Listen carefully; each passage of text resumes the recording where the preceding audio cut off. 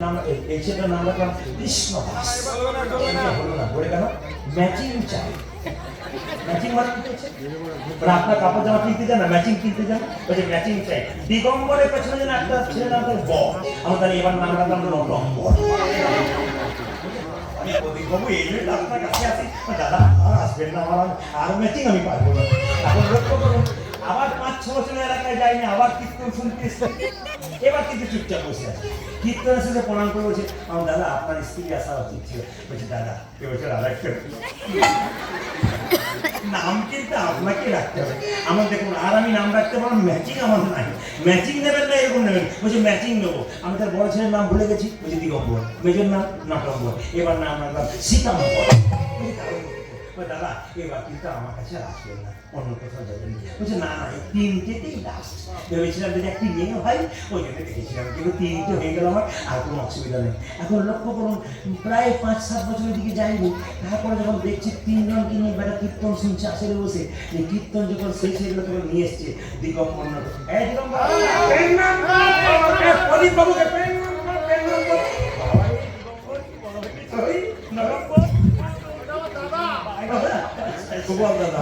এখন লক্ষ্য করুন, এইবার কিন্তু কিছু মনে করবেন না, আপনার স্ত্রীর আসা উচিত ছিল। আসবে দাদা হাতুর ঘরে বসে বলছে এবারে একসঙ্গে দুটো হয়েছে।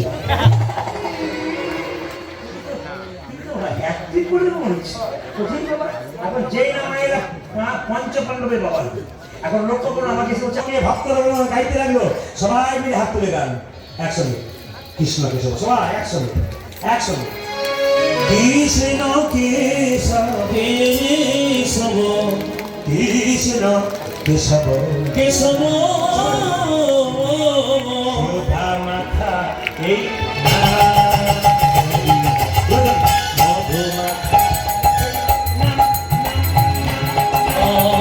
কৃষ্ণ কেশব কৃষ্ণ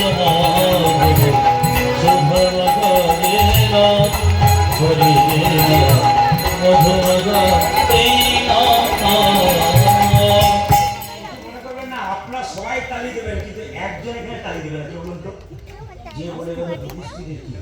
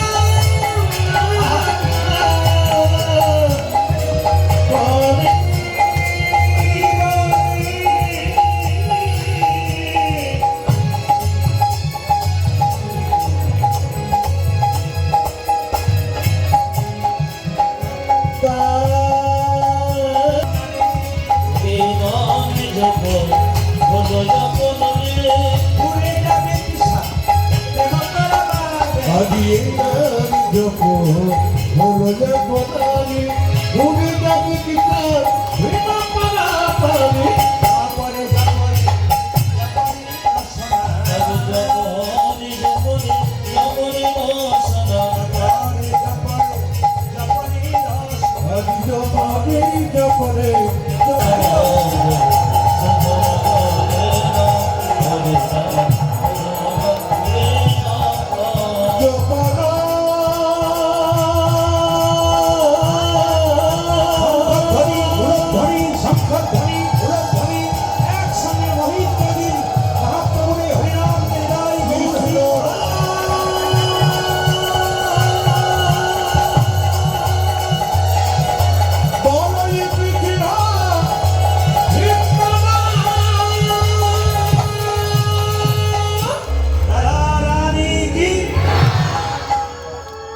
শ্যাম সুন্দর কি, মদন মোহন কি, ঘুম আসছে তাদের কি। সবাই মিলে একবার জোরে বলো, রাধে রাধে রাধে রাধে। রঘুনন্দনের জন্ম কিন্তু হয়ে গেল, এবার আবার মাথায় কাপড়টা নেই, সবাই মিলে ভক্তি করি। আগামী ফাল্গুন মাসের 13 তারিখে একটি উৎসব আসছে, এটার নাম হচ্ছে শিবরাত্রি। আপনাদেরকে জানার বিষয়, অজানার বিষয়, যিনি প্রশ্ন করে গেলেন তাকে একবার আদর করে রাখবো। তিনি শুধু ওইটা শুনবেন তা নয়, সবগুলো শুনতে হবে। বাবার এসছেন, সব শুনতে হবে। আপনারা এত করে কীর্তন শুনছেন, একটা উত্তর দিন তো, শিবের মূর্তি পুজো হয় না কিন্তু শিবলিঙ্গ পূজা হয় কেন? আপনাদের কারো জানা আছে? আমাকে জানতে চান না? বলুন। অনেক জানার বিষয়, অনেক অজানার বিষয়, যেগুলো আমরা জানতে হয়, জেনে নিই। শিবলিঙ্গ কেন পুজো করা হয়? বাবারা যারা বয়স্ক বাবার আছে, শাস্ত্রে শিবপুরাণ থেকে এগুলো বিশ্বাস করে পরিষ্কার শুনে নিন। শিবপুরাণে ব্যাখ্যা করা আছে যে সতী যখন দেহত্যাগ করেছিল মায়েরা, তখন সতীকে কাঁধে নিয়ে ভোলানাথ দিগম্বর মূর্তি ধারণ করেছে। এই যে দিগম্বর কথাটা কিছু করে উচ্চারণ করলাম, দিগম্বর মানে কোনো কাপড় থাকবে না শরীরে, উলঙ্গ। শিব মহাদেব যখন সতীকে কাঁধে করে নিয়ে যাচ্ছে, তখন তার শরীরে কাপড় ছিল না, তার শিবের। পাগলের মতো ছুটছে সতীকে নিয়ে, যখন ছুটছে উলঙ্গ ভাব, শরীরে কোনো কাপড় নেই, রাস্তা দিয়ে চলে যাচ্ছে পাগলের মতো, তখন মুনি ঋষিদের স্ত্রীগণ তার শিবের দিকে এক নয়নে তাকিয়েছে, এক দৃষ্টি দেখিয়েছে। মুনি ঋষিরা খুব রেগে গেলেন, মহাদেব তুমি দিগম্বর মূর্তি ধারণ করেছো, তোমার শরীরে কাপড় নেই, আর আমাদের স্ত্রীগণ তোমার দিকে তাকিয়ে আছে। এ তোমার কেমন নীতি? স্ত্রী চলে গেছে, তার বলে তোমাকে ওরকম ভাবে যেতে হবে? আর অভিশাপ দিলাম তোমার লিঙ্গ মাটিতে খসে পড়বে। শিব মহাদেবের লিঙ্গ মাটিতে খসে পড়বে। তারা সবাই মিলে বিচার করলেন, নির্ণয় করলেন কি করে এই লিঙ্গটার ব্যবস্থা করা যায়, শিবলিঙ্গে। তারা সিদ্ধান্ত নিলেন আজ থেকে শিব পুজো যত না হবে, শিবলিঙ্গের পুজো। খুব দামি কথা, আমি যেগুলো কথা বলে দেবো, খুব ইম্পর্টেন্ট কথা, শুনলে আপনাদের জীবন বিবর্তন হতে পারে, শুধু মন দিয়ে শুনবেন। আজকে শুধুমাত্র এখানে নয়, প্রতিটি জেলায় জেলায়, রাজ্যে রাজ্যে কাতারে কাতারে মানুষ বসে আছে। কেন? কিছু শিখে দিতে পারলাম। কালকে যেখানে গাইলাম, পশ্চিমে গাইলাম, প্রতি রাতে মেয়েরা বলতে বলতে যাচ্ছে, ইংলিশ জেনে গেলাম গো, ইউটিউবে যা শুনেছি আবার দেখলাম আমি ইংলিশ জেনে গেলাম। হ্যাঁ, জানতে পারবে, আমাদেরও জানতে হবে। এবার লক্ষ্য করুন ভাইরা, দেখবেন ওই শিবলিঙ্গটা কোথায় প্রতিষ্ঠা করবে? দেখবেন যখন সতীকে কাঁধে করে নিয়ে যাচ্ছিল শিব মহাদেব, তার শরীর থেকে 108টা জায়গায় 108টা বছর পড়েছিল পৃথিবী, কিন্তু ভারতবর্ষের 51টা জায়গায় পড়েছিল। 51 জায়গার মধ্যে একটা জায়গা, আমি কয়েকদিনের গান করতে গেছিলাম, ফ্লাইটে করে গেছিলাম আসামের গুয়াহাটির কাছাকাছি একটা কামাখ্যা মন্দির আছে, দেখবেন আসামে। ওই কামাখ্যা মন্দিরে মা দুর্গার জনি পতিত হয়েছিল, সেই জনির মধ্যে শিবলিঙ্গ পতিত স্থাপন করল। যেখানে একা শিবলিঙ্গ পুজো হয়, শিবের পুজো হয়, যেখানে মা দুর্গার জনি স্বরূপ লিঙ্গ পুজো হয়, সেখানে মা দুর্গা এবং শিবকে পুজো করা হয়। অনেক অনেক তত্ত্ব আমাদের আছে। অনেকেই আমাদেরকে না জেনে নানা রকম প্রশ্ন করে, জানে না বুঝে না প্রশ্ন করে, বই পড়ে না প্রশ্ন করে। এই জন্য আমি বলি, বই পড়ে প্রশ্ন করুন, খুশি হব। কেন? শাস্ত্র পড়ি। আমাদের শাস্ত্রের বিভিন্ন জায়গায় বিভিন্ন ব্যাখ্যা আছে। যদি কেউ তর্ক করে তাহলে কিছু খুঁজে পাবেন না। আপনি একটা প্রমাণ দেখাবেন, তার একটা প্রমাণ দেখাবো। বিভিন্ন শাস্ত্রে বিভিন্ন কথা বলা আছে। আপনি একটা দেখাবেন, তার একটা দেখাবো। আপনি বই খুলবেন, তার আমি বই খুলবো। কেন? আমি যেটা জানি যে ভালো জিনিস সেটাকে তুলে ধরতে হবে, খারাপ জিনিসটা তুলে ধরতে হবে। তর্কের দিকে নয়, বিতর্কের দিকে নয়। এখন তো কীর্তন দেখবেন খালি চ্যালেঞ্জ চলছে। এইটা যদি বলতে পারেন, আমার টাকাটা কোথায় দিয়ে দেবো আসলে। রাধা রানী অমুক, এই কৃষ্ণ, এই এই এমন ভাবে বিভ্রান্ত করে দিয়েছে যে মানুষের ভক্তির পথটা অন্যদিকে চলে যাচ্ছে। এই জন্য আমি বারবার বলবো, তর্কে নয়, বিতর্কে নয়, ভক্তির পথে আসে।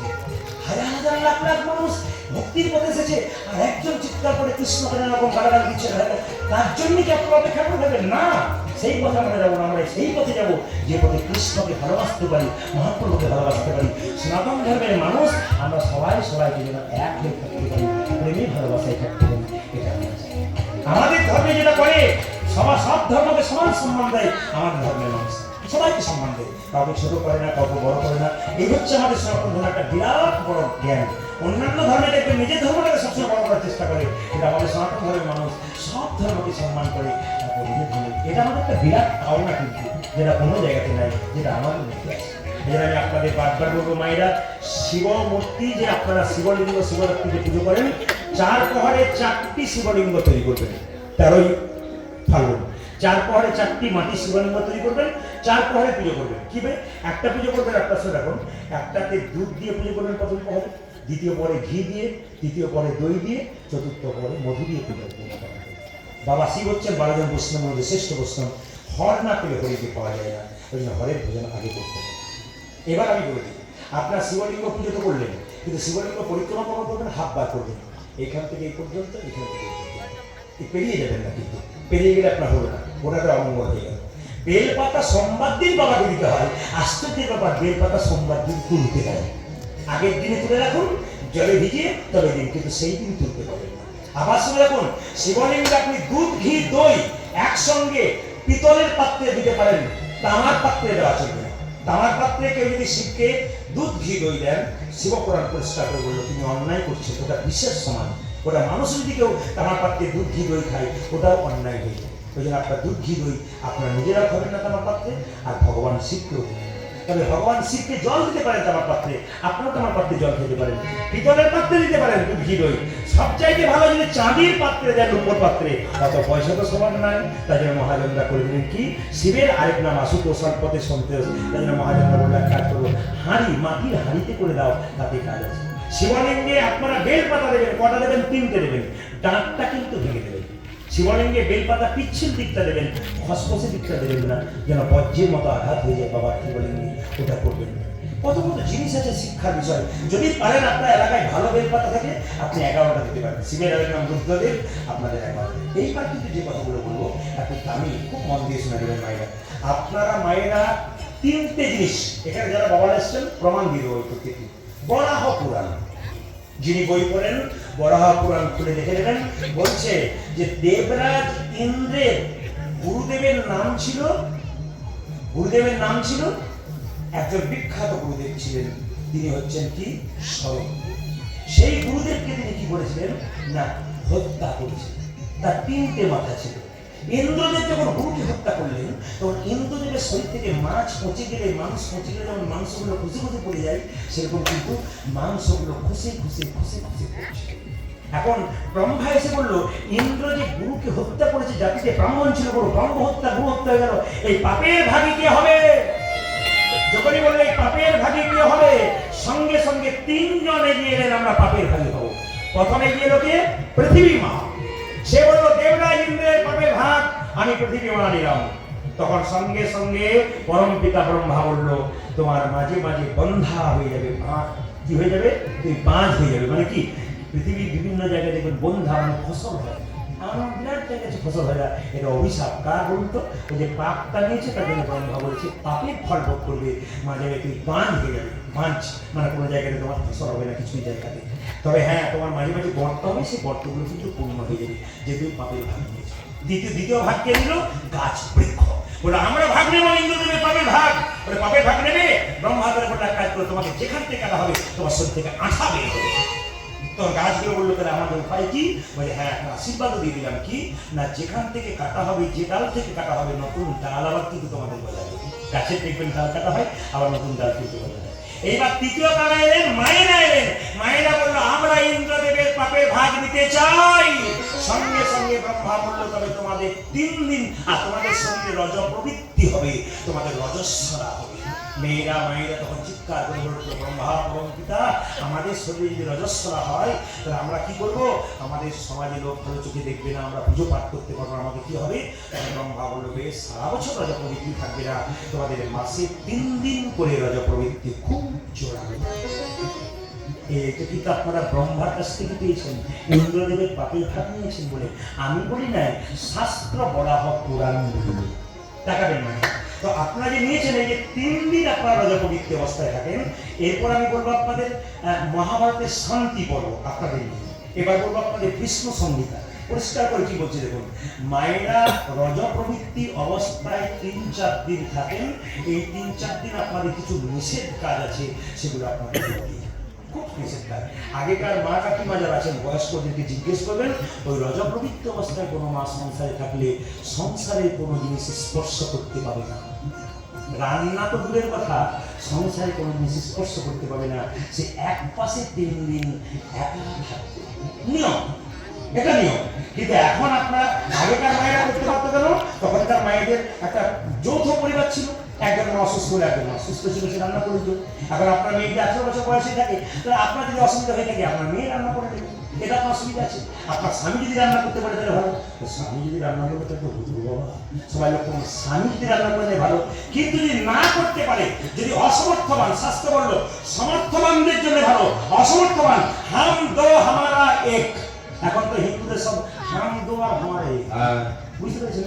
মানে আমি আমার স্ত্রী রান্না করছি, হাম দো হামারা এক, দো। আবার অনেকে বলে খুব গর্ব করে, আমার শ্বশুর শাশুড়ি আমার সঙ্গে থাকে, যারা উনি করেছেন বাড়িটা আমার সঙ্গে থাকে, নামের আওতে তুমি সেটা নাই, কি গর্ব করে আমার স্বামী, আমার একটা ছেলে আর আমি, আমার শ্বশুর শাশুড়ি দুজন আমার কাছেই থাকে, খুব গর্ব করে বলে। না না, এই গর্ব করবেন না, তাদের জন্য এসেছেন আপনি। যে সন্তানকে আপনি স্বামী হিসেবে পেয়েছেন ওনার, সেটা কিন্তু আপনি ওনার জন্যে পেয়েছেন, ওনার কষ্টের ফল আপনি পেয়েছেন। ওনাকে কষ্ট দেবেন না, তাহলে আপনার সন্তান হলে আপনাকেও কষ্ট ভোগ করতে হবে। খুব কথাগুলো মাথায় রাখবেন, আপনার জীবন সুন্দর হবে। মায়েরা, রজপবিত্র অবস্থায় যদি আপনাদের রান্না করতে হয়, তাহলে আপনারা এই কাজটা করবেন। বরাহ পুরাণ বললো কি করবেন না, যখনই রান্নাঘরে ঢুকবেন, ওটা হচ্ছে অন্নপূর্ণার মন্দির। রান্নাঘরে ঢুকবার আগে মায়েরা গলায় কাপড়টা দিয়ে মা অন্নপূর্ণা দেবীকে স্মরণ করে বলি, মা তুমিও মা, আমিও মা, তুমিও নারী, আমিও নারী, আমি তোমার কাছে প্রার্থনা করি, আমি রান্না করতে যাবো এই অবস্থাতে, আমার যদি কোনো অপরাধ থেকে নিজে গুণে ক্ষমা করে দিও। হরে কৃষ্ণ মহামন্ত্র বলে আপনি রান্না করুন, অসুবিধা। 1, 2, আপনি রান্না করলেন, কিন্তু এই কাজটা আপনাদের করা চলবে না। যদি না করেন, অনেকটা কিঞ্চিতের বিঞ্চিত কিছু লাভ কিন্তু আপনাদের হয়। এখনকার মায়েরা মানছে না, উপায় নেই, সময় নেই বলে কিন্তু আরো কষ্ট ভোগ করছেন। আগেকার মায়েদের কিন্তু এত কষ্ট ভোগ নেই। এখনকার বয়স্ক মায়েরা কীর্তন শুনছে 70, 75, 80, দিব্যি চুপচাপ বসে শুনছে। এখন কম বয়সে দেখবেন খালি ছটপট ছটপট করে। আগেকার মায়েরা বসে কেন? ইনারা নিয়ম বিধি মেনেছেন, শরীরের শুদ্ধতা রেখেছেন, ওনারা এতদিন বেঁচে আছেন সুস্থ শরীরে। আপনারা শুদ্ধতা কিছুটা বজায় রাখুন, আপনার জীবন শুদ্ধ হবে। বিষ্ণু সংহিতা বলল, আপনাকে কিন্তু সেই 3 দিন নিজের বিছানায় শোয়া চলবে না। আপনি যে বিছানায় শোয়েন সেটা হবে না, আপনি একটা আলাদা বিছানা তৈরি করে আপনাকে শুতে হবে। দেখুন আপনার লাভ আছে, কিন্তু আপনি করে দেখুন 6 মাস আপনার লাভ হবে। আলাদা বিছানায় শুয়ে দিন আপনি, সেই 3 দিন। আপনার মেয়ে যদি 18 বছর বয়সে মায়ের কাছে শুয়ে থাকে, সেই 3 দিন আপনি মেয়েকে নেবেন না।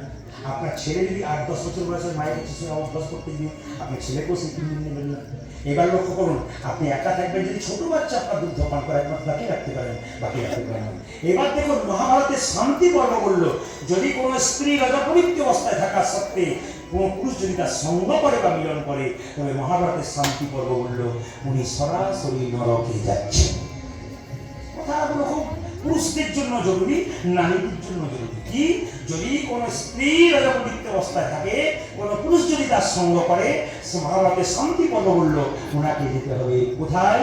একবার সরাসরি নরকে। সুশ্রত সংহিতা, এবার বইটার নাম হলো, গ্রন্থের নাম হলো সুশ্রত সংহিতা। সুশ্রত ঋষি বলছেন যে রজপবিত্র অবস্থায় কোনো পুরুষ যদি কোনো নারীর সঙ্গ করে, তবে সেই পুরুষের 3টে জিনিস খুব তাড়াতাড়ি চলে যায়। বাবারা শুনবেন মনে, রজপবিত্র অবস্থায় কোনো নারীর সঙ্গ যদি কোনো পুরুষ করে, তবে সেই পুরুষের 3টি অংশ, 3টি গুরুত্ব জিনিস চলে যায়। কি কি না? বুদ্ধি প্রথম নষ্ট হয়, শরীরের বল নষ্ট হয়, 3 নম্বর চোখের জ্যোতি খুব তাড়াতাড়ি নষ্ট হয়। সুশ্রত সংহিতা বলল। বরাহ পুরাণ ঘুরে বলল, মায়েরা 3 দিন যে রজপবিত্র অবস্থায় থাকবেন, 3 দিন মন্দিরে ঢুকতে পাবেন না, 3 দিন মন্দিরে বিগ্রহ স্পর্শ করতে পারবেন না, 3 দিন তুলসী গাছে জল দিতে পারবেন না। তবে হ্যাঁ, একটা কাজ করে মানসিক জপ আপনারা করতে পারবেন। মানসিক জপ মানে কি? ঘরে বসে হরে কৃষ্ণ মহামন্ত্র জপ করতে পারেন আলাদা জায়গায়, আপনার গুরুদেবের দেওয়া মন্ত্র করতে পারেন, আপনি একাদশী পালন করতে পারেন, কিন্তু মন্দির স্পর্শ করা আপনার চলবে। এই কাজগুলো যদি আপনারা করতে পারেন, আমার মা জন্যই দেখি, আমার মায়ের মতো যারা আছেন, বোনের মতো যারা আছেন, আমার দিদির মতো যারা আছেন, সবাইকে আমি কথাগুলো বলে গেলাম। আপনারা যে শাস্ত্রের নিয়ম মেনে সংসারে থাকতে পারেন, আপনাদের খুবই ভালো। ছোট্ট ছেলে রঘুনন্দন আস্তে আস্তে কি করলো মায়েরা? গোপীনাথের পুজো করছে, সবাই মিলে মাথায় কাপড়টা নিয়ে ছোট্ট রঘুনন্দন গাইছে, মামা অন্তরা মন্দিরে যাবো যাবো যাবো, মদন কৃষ্ণ গোপাল গোপাল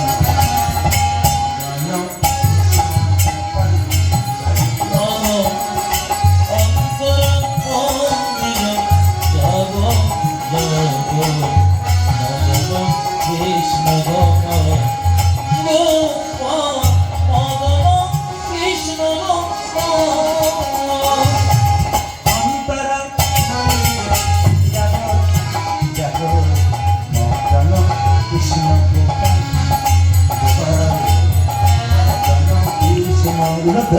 ধরি মম অন্তর মন্দিরে যাব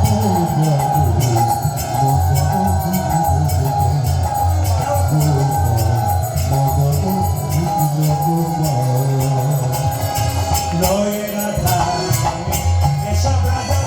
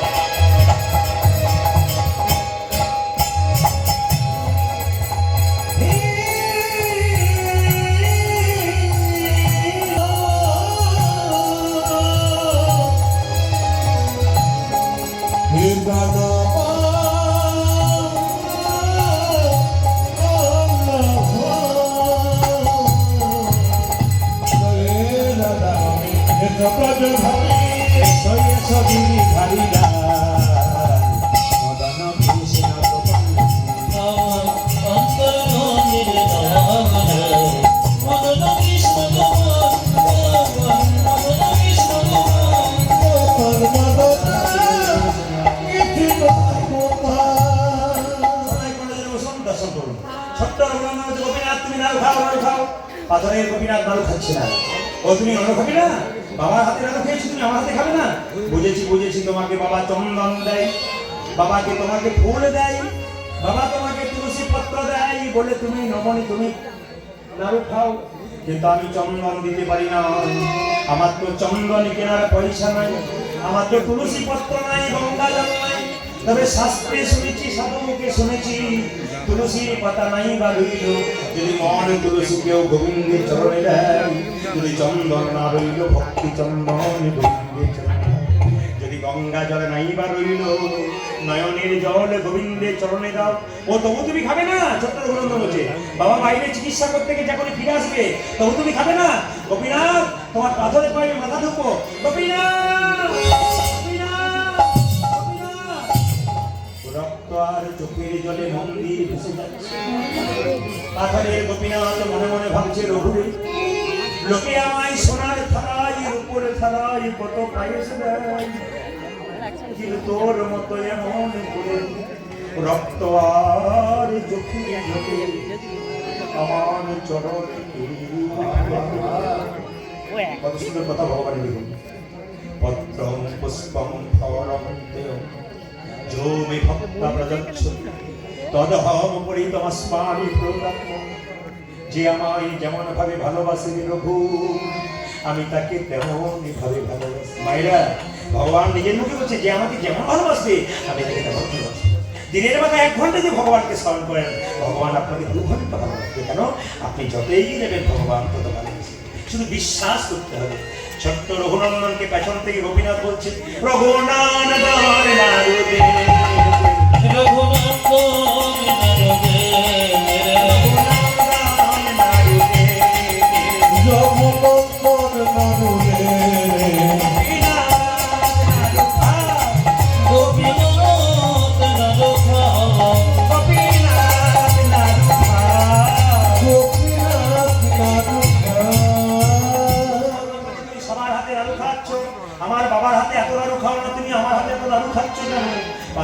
নারদে সবাই আমায় ডাকি রে রঘু, তোর মতো এমনই করি চোখের জলে ভেসে কেউ ডাকে, চোখের জলে ভেসে কেউ ডাকে, চোখের জলে ভেসে কেউ ডাকে। ওই আমার চোখের জলে ভেসে কেউ ডাকি না তরুণে তরুণে সবাই ডাকে, চোখের জলে ভেসে কেউ ডাকে। আমায় বলতে গেলে সবাই আমার চোখের জলে ভেসে কেউ ডাকে না। সবাই ডাকে, সবাই ডাকে। ওই আমার চোখের জলে ভেসে কেউ ডাকি না তারপরে গোপীনাথ যখন রঘুর কাছে নাড়ু খাচ্ছে, তার বাবা চিকিৎসা করে ফিরে দরজাটা যেই না খুলেছে, অর্ধেকটা পাথরের নাড়ু গোপীনাথের হাতে দিয়ে গেছে। ওই যে বললাম অর্ধেকটা পাথরের নাড়ু আছে, নাড়ুটা ভালো ছিল, অর্ধেক পাথরের নাড়ু হয়ে গেছে। বাবা বলছে, হ্যাঁ রে রঘু, তুই পুজো করছিস, তোর হাতে নাড়ু খাচ্ছিল। বলছি, খাচ্ছি তো, আমি তো দেখতে পাচ্ছি তুমি নাড়ু খাচ্ছে। বলছে, আমি দেখছি অর্ধেকটা পাথরের নাড়ু। সঙ্গে সঙ্গে রঘুনন্দন গোপীনাথকে গেলে গিয়ে বলছে, হ্যাঁ গো রঘুনাথ, গোপীনাথ, বাবা দেখছে পাথরের নাড়ু, আমি কেন দেখছি আসল নাড়ু? সঙ্গে সঙ্গে আকাশবাণী করে গোপীনাথ বলল, শোনেনি রঘু, এই জগতে মানুষের যখন জন্ম হয় তখন দুটো চোখ হয়, একটা ডান চোখ একটা বাম চোখ। গুরুদেবের কাছে কৃপা পেয়ে আর একটা চোখ হয়, ওই চোখটার নাম হচ্ছে জ্ঞান চক্ষু। তোর যে জ্ঞান চক্ষু উদয় হয়েছে, তোর বাবার এখনো হয় নাই। তবে শাস্ত্রে সব জায়গায় লেখা আছে, পিতার পুণ্যে পুত্রের উদয় হয়। কিন্তু আজকে আমি পরিবর্তন করে দেবো, যে পুত্র যদি পুত্রের মতো হয়, তবে পুত্রের পুণ্যে পিতা মাতার উদয় হয়। যেই না ছোট্ট রঘুনন্দন তার বাবার মাথায় হাতটা দিয়েছে, অমনি কি দেখলো, অদ্যপি খণ্ড করে অতপি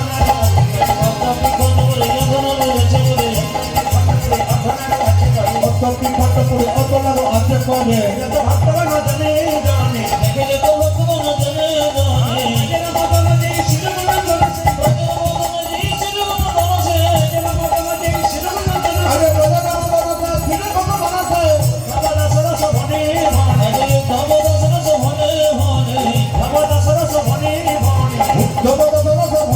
ভনে না যাবে না 10টা হলো মিলন হলো বললাম তো বুঝছেন তো? বসে বসে 2 মিনিট সবার কাছে প্রসাদ দেবে, কিন্তু সবার কাছে প্রসাদটা ওখানে গিয়ে ঘড়ি লুটোর মতো দিয়ে দেবে, এখন না, এই ভজনটা কাটবে। হাত তুলুন, হাত তুলুন।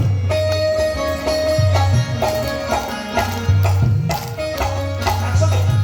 না।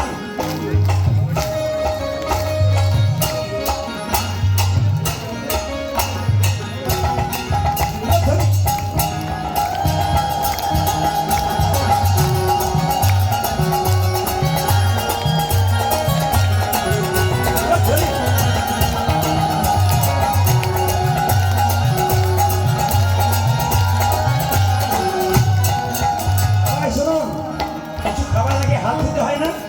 হাত তালি দিয়ে ভাতটাকে পরিষ্কার করে নিন, গোবিন্দের প্রসাদ নেবেন। শ্যামল তনু যে হলো আবিরেতে নাই, হোলিকে নিচে আমার গজগজ গজ। শ্যামল তনু যে হলো হোলিকে নিচে আমার গজগজ গজ।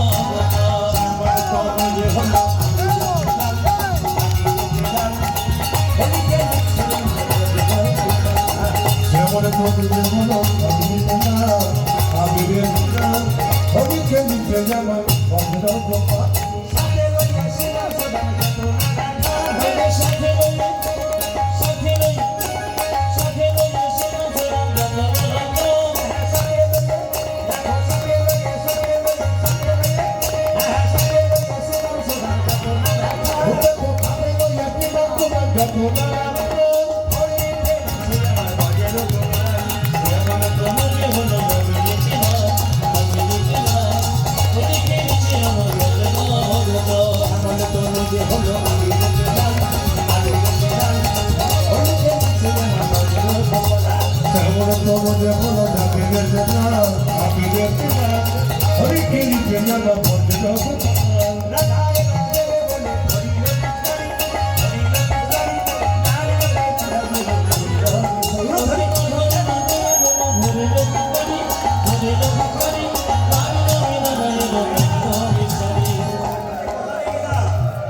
এই পরিবারকে কথা দিলাম, আপনাদের গ্রামের সবাইকে কথা দিলাম, আমি 15 বছর পরে একবার আসবো।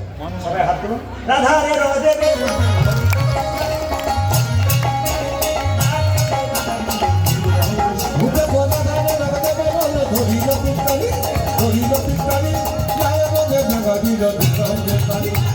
আমলের রং দিও না দোহাই নন্দন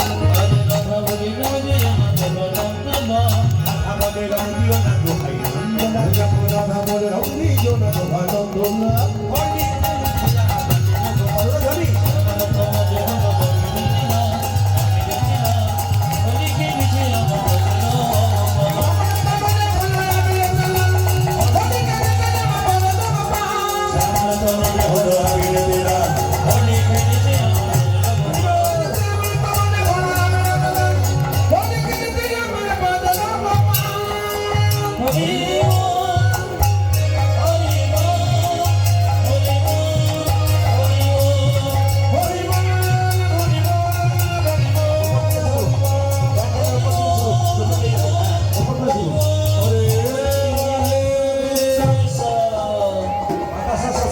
শিখতে হয় হ্যাঁ সেটা পাবে না এখন উপর প্যান্ডেল করে করবে প্যান্ডেল করে খুবই শিখতে হয়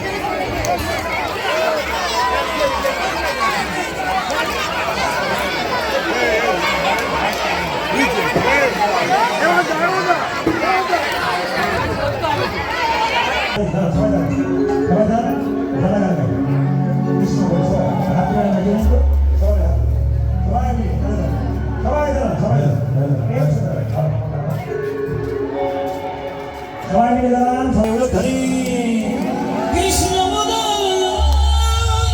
দুটি বাহু তুলে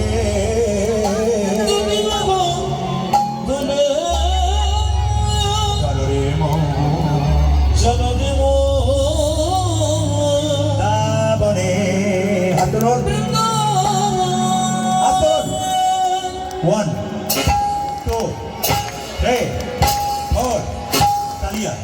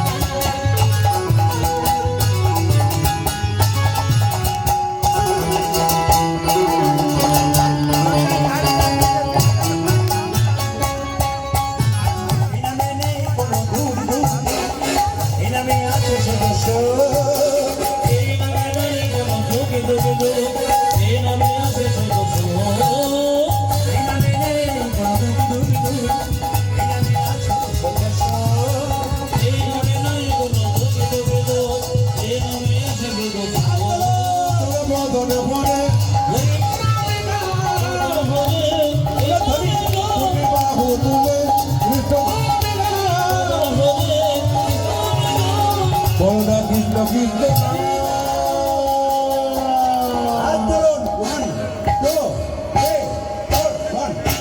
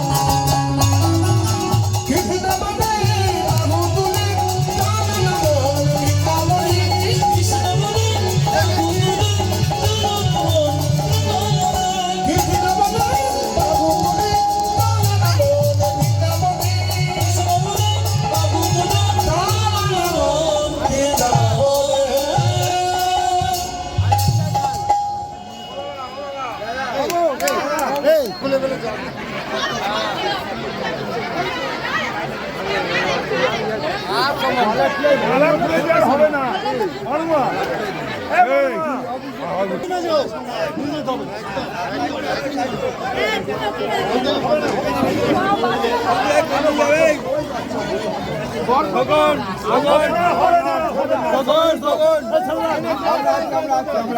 আমরা আছি